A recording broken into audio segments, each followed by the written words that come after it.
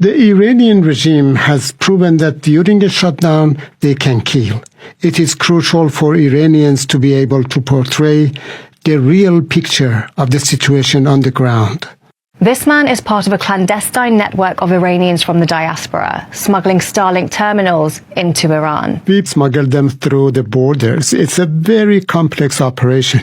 The satellite technology is illegal in the country, but it's the most widely used way of bypassing an internet shutdown. We have sent over a dozen, and we are actively looking for other ways to smuggle in more. It's the second time this year the government has turned off the internet. The first was in response to a deadly crackdown on nationwide protests in January.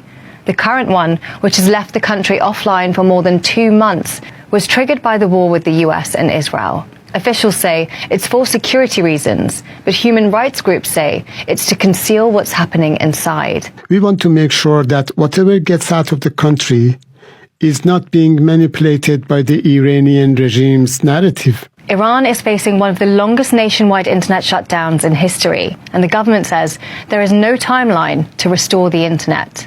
I think people on the world should hear the real voice of Iranians. This is our goal, and we will continue working towards it.